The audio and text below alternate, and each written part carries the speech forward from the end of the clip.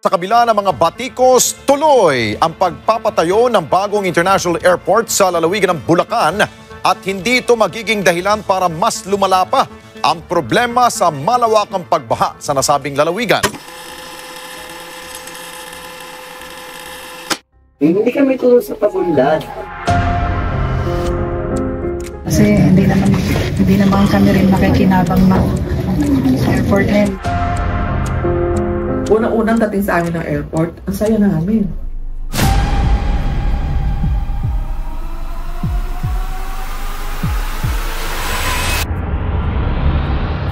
The Philippines, with a population of 116 million, has a vast potential to further develop its tourism industry and attract more international visitors.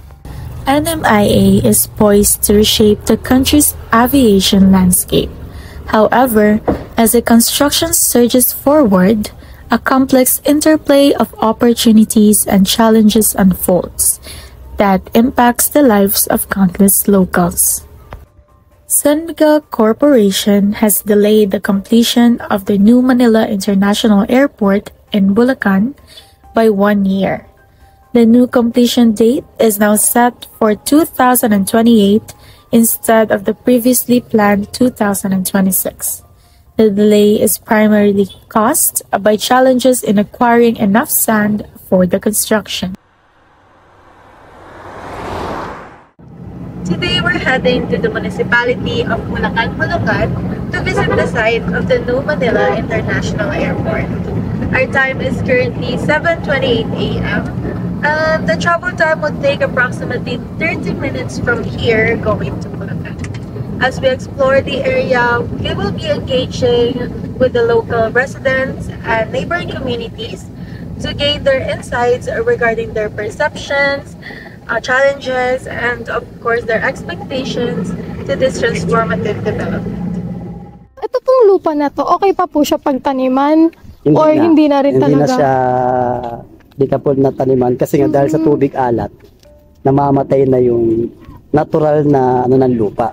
Mamamatay ang mga puno, mamamatay yung halaman, at yung buong sakahan, mawawalan na siya ng saysay. Okay. Dahil sa tubig alat. Yung nakita nyo mga matutubig, dating sakahan, na ngayon ay puno na ng mga tubig dahil yung tubig mula sa baybayin, yun nga, itinulak na sa mga sakahan. Kaya kapag may mga bagyo, mas lalong umaapaw. Yung talagang flooding talaga. Na kasi syempre tatambakan nyo, sama pupunta yung tubig na tinambakan. So, magagawi na dito sa land proper. Pero may mga mitigation naman din, gaya ng mangrove planting.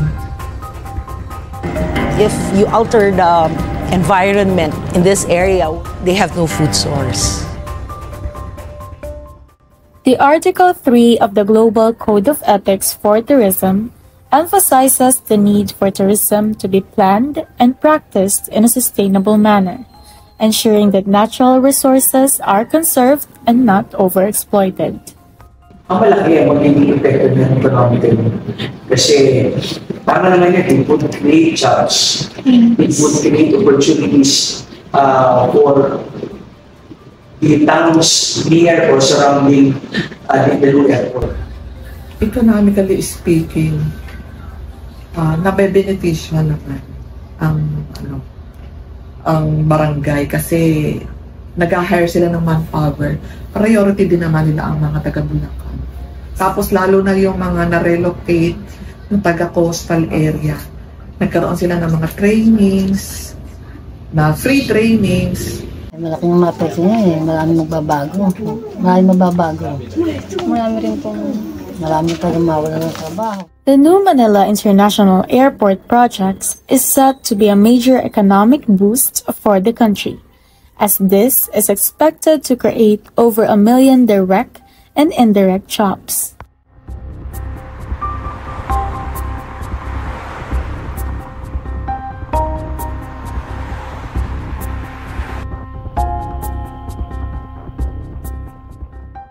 As San Miguel Corporation's president and CEO Ramon Ang said, our vision is to create an integrated airport network It not only improves the travel experience, but also supports sustainable economic growth.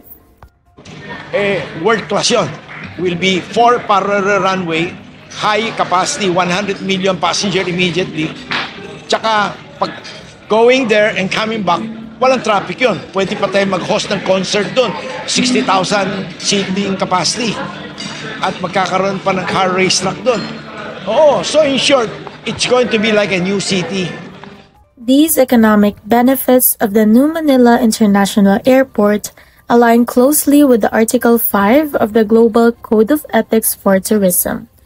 It emphasizes that local populations should be involved in tourism activities and share in economic, social, and cultural benefits they generate.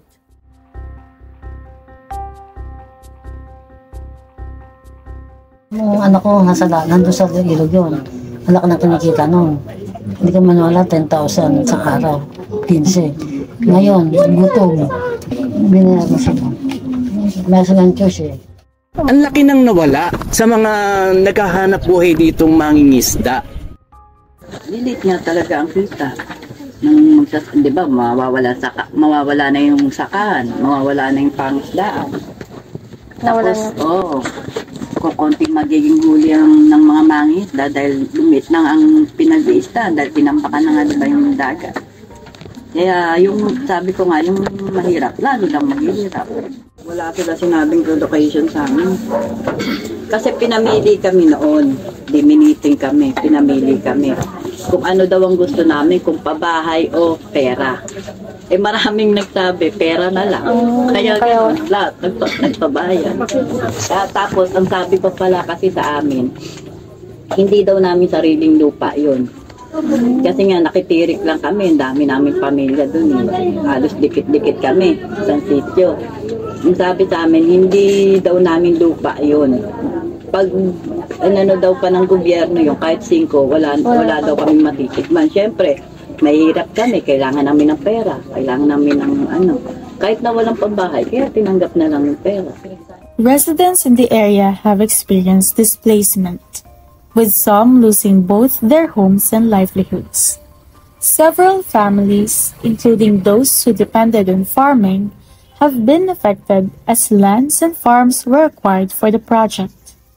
Displaced individuals have taken different paths, some staying temporarily with others, some moving back to their provinces, and others, like fishermen, adjusting to the changes. While a relocation plan was promised, residents mentioned that they have yet to see significant progress on this commitment. Kailangan magkaroon ng kagyat na temporary housing kapag pinapalis mo mga tao.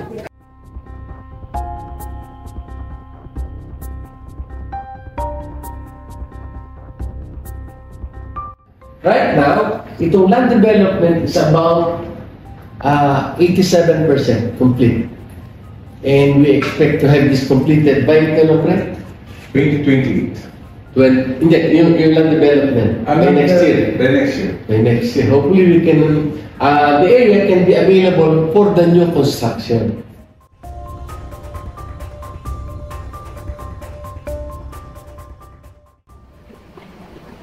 Mag-benefit in the sense na mabibigyan natin ng maraming flights yung mga tao.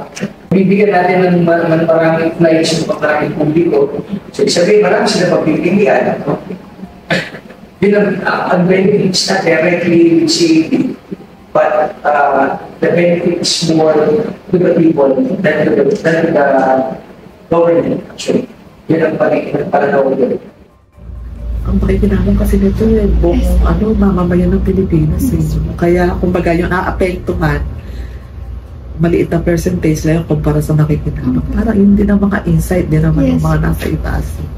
Kaya wala kang gagawin kundi makikooperate ka na lang din. Mag-adjust ka na lang din. Currently, Ninoy Aquino International Airport is struggling to accommodate the increasing number of passengers, leading to delays, congestion, and inconvenience. In response to this travel demand, the New Manila International Airport will be built to ease the traffic at NAIA. Once fully operational, It will handle 35 million passengers each year, with plans to expand its capacity to 100 million passengers. The New Manila International Airport project is a significant infrastructure development here in the Philippines, which is designed to address the growing demand for air travel and congestion in the Ninoy Aquino International Airport. To what extent is the development of the New Manila International Airport essential for addressing the current and future needs? Ulitin lahat ng process, no, nang dapat na pagdaanan sa pagsasabatas, ano, ng isang panukalang batas. Dapat meron mo ng pre-consultation. Yung ma-reveal nga repeal yung batas na dapat makaayon yung gagawin nilang batas sa karapatan ng mga taong nakatira dito. Kailangan tayo may mga innovations, hindi yung mga merong talagang existing na mga programa. Yan. Pero kailangan tayo globally competitive. Hindi naman kasi inaasahan na yung air transport magbuboom ng ganito. Everybody wanted to fly. No? Hindi lang ito sa mga mayayaman, hindi lang sa mga middle class, even a small person pwede nag-a-avail lang because of the time element.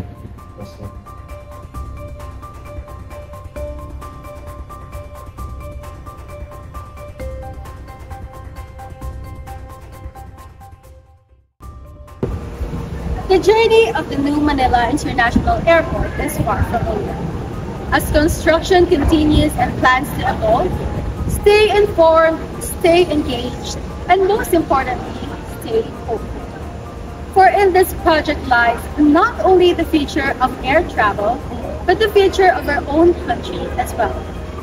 With Philippines facing this new development, let us not forget the people, the place, and the values we uphold to improve urban development and sustainable tourism.